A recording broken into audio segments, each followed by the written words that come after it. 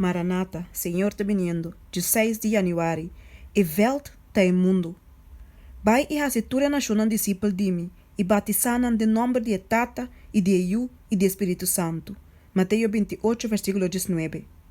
Mientras que eu estava na Califórnia, na ano 1874, sonho impressionante ordenou na mim.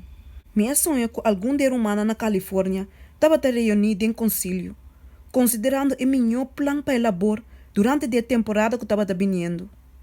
Jovem que frequentemente me estava mirando de meu sonho adentro do concílio, com interesse profundo estava escutando a palavra que estava guardando papel.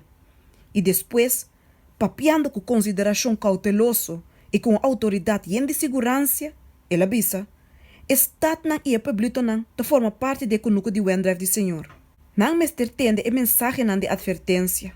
O inimigo de verdade desesperadamente está fazendo seu esforço para virar a gente fora da verdade de Deus na falsidade. Você tem que sembrar na canto de tur e água. Por isso que o lobo não mira a mesura e resultado de bom trabalho. Por isso que não me se descorajado. Toma Cristo como bom exemplo. E dá para ti hope oyente, pero pouco discípulo. E jovem a seguir papi avisando, você está considerando muito pouco ideia para trabalho para o tempo aqui. Você está tratando de planear trabalho de tal maneira que você pode ser rede em vosso braço. Você mestre wak mais leu que saque. Você mestre amplia vossa maneira de pensar. Vossa luz não mestre wadu pone bau de carro ou bau de cama, pero riba candelar para pôr uma luz na turco ta dengue casa. Vosso casa tá em mundo. Hopi país está guardando riba luz progressivo que o Senhor timpanang. E vosso feta limitar eta hopi chiquito. Vosso conceito de trabalho me se wadu expandir-se grandemente. Vai para dilante. Deus lo obra com grande poder.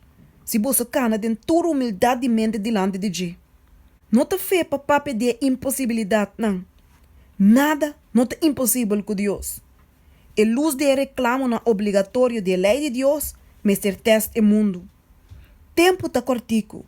E tu que quer a mensagem aqui, me se sente obrigação solene ribanan, para não te tradonan desinteressar, exercendo na influência na banda correto, e para nunca, door de palavra ou ação, guardo hanha ni conta de snang, que te purba de progressar e interesse na de Deus sua causa. E luz que Deus dona nos, não te bal hopi para o mundo, a menos que saque por guardo mirar, door de guardo apresentar diante de nang.